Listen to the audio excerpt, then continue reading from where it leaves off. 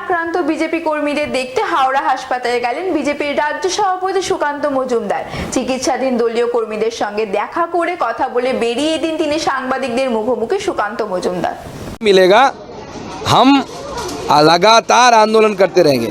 26 तारीख से हमारा 3 दिन का धरना शुरू होगा। सुबह 11 बजे से शाम के 6 बजे तक धरना हम करेंगे, कलकत्ता में करेंगे। हम परमिशन के लिए दिए हैं। 3 दिन का धरना चलेगा। क्यों शेख शाहजहां को गिरफ्तार नहीं किया जा रहा है? शेख शाहजहां कहाँ छुपा हुआ है? इसका आंसर ममता बनर्जी को देना पड़ेगा। देखो ना, हमारे 26 तारीख থেকে 26, 27, 28 এই 3 দিন আমরা ধর্ণা করব বলে প্রস্তুতি নিয়েছি। আমাদের আগামীকাল থেকে করার কথা ছিল, কিন্তু যেহেতু আমি বাইরে ছিলাম রাজ্যের, এবং সেই জন্য আমরা এটাকে পিছিয়ে 26, 27, 28 3 দিন করেছি। এই 3 দিন আমাদের এই ধর্ণা চলবে, ধর্ণা কার্যক্রম চলবে। 11টা থেকে 6টা ধর্ণা করব আমরা কলকাতার বুকে সন্দেশখালি নিয়ে, যে মমতা বন্দ্যোপাধ্যায়ের কোলে শেখ শাহজাহান দোলে। এই যে বাংলার মানুষের কাছে এই বার্তা যাচ্ছে, একজন রেপিস্ট মমতা বন্দ্যোপাধ্যায়ের কোলে গিয়ে বসে থাকছেন, মমতা বন্দ্যোপাধ্যায় তাকে দরাজ সার্টিফিকেট দিচ্ছেন, এবং সেই দরাজ সার্টিফিকেটের জন্য পুলিশ তাকে গ্রেপ্তার করছে না। আজকে এই প্রশ্ন আমরা বাংলার মানুষের কাছে নিয়ে যাব, যে সন্দেশখালীর মহিলাদের সাথে যে ঘটনা ঘটেছে, সেই ঘটনা যদি সুকান্ত মজুমদারের বাড়ির মহিলার সাথে ঘটতো, আমি কি করতাম? আপনার বাড়ির মহিলাদের সাথে ঘটলে আপনারা কি করতেন? সেই জবাবটা আমরা বাংলার মানুষের কাছ থেকে চাইব। একদম শাহজাহানের গ্রেপ্তার না হওয়া পর্যন্ত সন্দেশখালী আমরা ভুলছি না, ভুলতে দেব না। মমতা বন্দ্যোপাধ্যায়কেও দুঃস্বপ্ন দেখাবো সন্দেশখালী। बंगाल सरकार की, जैसे आपने बताया कि विनाशकाले विपरीत बुद्धि, क्या लग रहा है बंगाल सरकार की समय समाप्त हो रहा है क्या? एक्सपायरी डेट आ गया है, सब चीज़ का एक्सपायरी डेट होता है। কলকাতা হাইকোর্টের বিচারপতি বিশ্বজিৎ বসু আজকে একটা সিআইডির একটা মামলাতে, স্কুলের মামলায় সরাসরি তালা লাগানোর কথা বলেছে। স্কুল তালা লাগানোর কথা বলেছে। আমরাও সেটা ভাবছি যে আগামী দিনে আমাদের যুব মোর্চার নেতৃত্বে এসএসসি আর পর্ষদের অফিসে তালা লাগানো অভিযান করব। যার যখন বলেছে তালা লাগানো উচিত, বলছে তথ্য প্রমাণ জমা দিচ্ছে না সিআইডিকে। দেবে না তো, চোর কোনো তো বল তথ্য প্রমাণ দেয়? চুরি করেছে তো সব, চাকরি তো বিক্রি হয়েছে, নিলাম হয়েছে। হাওড়ার নেতারা কম চাকরি বিক্রি করেছে নাকি? হাওড়ার যারা নেতা আছে, সুকান্ত স্পষ্ট সেটা হচ্ছে রাজ্য দপ্তরে শিখ সম্প্রদায়ের মানুষ তারা গতকাল থেকে অবস্থান করছেন, আজকেও ঘেরাও করছেন, রাস্তায় মিছিল করছেন। এটা সন্দেশখালী থেকে চোখ ঘোরানোর মমতা বন্দ্যোপাধ্যায়ের চেষ্টা। ওনারা যা করছেন করুন, আমাদের কোনো অসুবিধা নেই। আমরা জানিয়ে দেবো, গান্ধী মূর্তির পাদদেশে আমরা প্রশাসনের কাছ থেকে পারমিশন চেয়েছি, আমরা দেখছি প্রশাসন পারমিশন দেয় কিনা, তারপরে পরবর্তী পদক্ষেপ আমরা সেই অনুযায়ী ঠিক করবো। আপনি নিজে সন্দেশখালী যেতে গিয়ে বাধা পেয়েছিলেন, আপনি কি নিজে যাবেন সন্দেশখালী? আগামী দিনে অবশ্যই সন্দেশখালী যাব, যেহেতু আমাদের অলরেডি বিরোধী দলনেতা ঘুরে এসেছেন। উনি যাওয়া মানেই পার্টি যাওয়া, কারণ উনিও পার্টির রিপ্রেজেন্টেটিভ হিসেবে গেছিলেন সেখানে। আমিও সেই জন্য পরবর্তী সময়ে আবার যাব। কিন্তু সন্দেশখালীর মহিলাদের পাশে পুরো Bharatiya Janata party, legislative party as well as the আমাদের নিজেদের সাংগঠনিক পার্টি, পুরোটা আমরা তাদের পাশে আছি। এখন আপনি কি আর পাঁচলা যাবেন? রাজীব কুমার সন্দেশখালী থানাতে এই মুহূর্তে রয়েছে। দেখুন, রাজীব বাবুর ঘুম ভেঙেছে।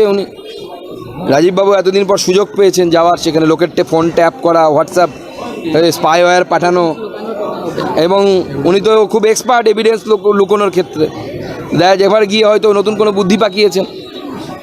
প্রিভিলেজ কমিটি গিয়ে ডাকলো ওনাদেরকে, যাওয়ার সাহস দেখাতে পারলেন না। কপিল সিব্বালের আঁচলের তলায় গিয়ে লুকিয়ে পড়লেন। তবে চিন্তা নেই, খুব তাড়াতাড়ি আমরা এটাকে আবার চ্যালেঞ্জ করব। দাদা, কলকাতাতে দেখুন, ইডি ডেকেছে, ইডি ডাকলে দেব হোক আর দানব হোক যেতে তো হবেই। তো দেব যাবে, দানবও যাবে, অসুবিধা কিছু নেই। তো দেব ভালো ছেলে, কিন্তু ওই যে বাংলায় একটা কথা আছে, অসৎ সঙ্গে নরকবাস, সৎসঙ্গে স্বর্গবাস। তো সৎসঙ্গ না জুটলে পরেও দেবের উচিত অসৎ সঙ্গ ত্যাগ করা।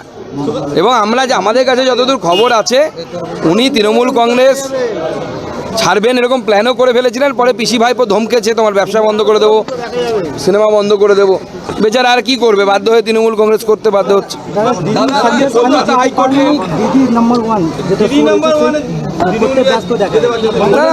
না না, এ তো নতুন কিছু নয়। আমরা তো ছোটোবেলায় ইতিহাসে পড়েছিলাম, নিরমলে একজন রোমান সম্রাট ছিলেন, যে যখন রোম জ্বলছিল তখন নাকি তিনি বেহালা বা এই টাইপের কিছু একটা বাজাচ্ছিলেন।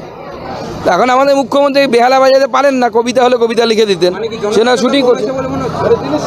মুখ্যমন্ত্রী এখন শুটিং করতে ব্যস্ত। মানুষের কখন হয় বিনাশকালে বিপরীত বুদ্ধি। বাংলার মহিলারা ধর্ষিতা হচ্ছেন, বাংলার মহিলাদেরকে দিনের পর দিন এইভাবে পিঠে বানানোর নাম করে ডেকে নিয়ে যাওয়া, বিভিন্ন অজুহাতে ডেকে নিয়ে গিয়ে তাদের শ্লীলতাহানি থেকে শুরু করে ধর্ষণ পর্যন্ত করা হয়েছে, সেই রাজ্যের মুখ্যমন্ত্রী সেটাকে সামাল দিতে পারছেন না, তিনি শুটিং করছেন।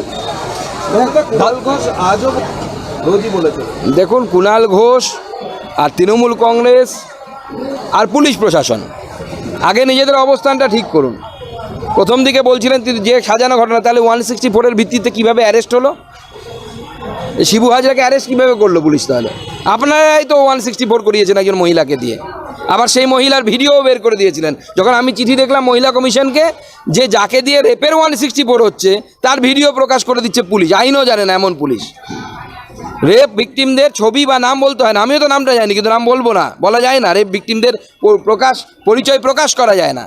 পশ্চিমবঙ্গ পুলিশ রেপ ভিকটিমকে দিয়ে 164 করাচ্ছে, আর সেই 164-এর ভিডিও তিনি কলকাতা পুলিশ টুইট করছে, সোশ্যাল মিডিয়াতে দিচ্ছে। আমি চিঠি লেখার পর সেটা ডিলিট করতে বাধ্য হয়েছে, আপনারা দেখেছেন নিশ্চয়ই। তো এই তো পশ্চিমবঙ্গ পুলিশের প্রফেশনালিজম। तो क्या लगता है इतना कुछ होने के बाद भी संदेश काली কোন পাঁচলায় বিস্তীর্ণ অঞ্চলে জমি মাফিয়াদের রাজত্ব চলছে।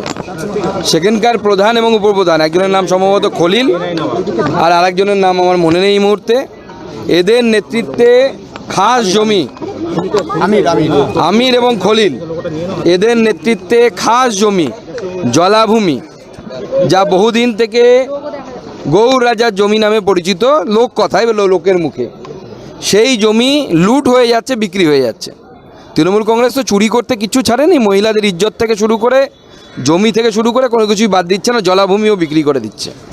সেখানে মানুষ প্রতিবাদ করেছিল, তারা আমাদের বিজেপির সাহায্য চেয়েছিল এবং আমাদের বিজেপির নেতৃত্ব সেখানে গেছিল এবং আমাদের কনভেনার, পাঁচলা বিধানসভার যে কনভেনার প্রশান্ত দা, তাকে বেধড়ক মারপিট মারে, অনেক কজনকে মারে, 100-200 লোক ঘিরে নিয়ে তৃণমূল কংগ্রেসের হারমান, এই দুজনের নেতৃত্বে, প্রধান এবং উপপ্রধানের নেতৃত্বে তারা এসে আক্রমণ করে এবং তার সাথে মহিলাদের শ্লীলতাহানিও করে।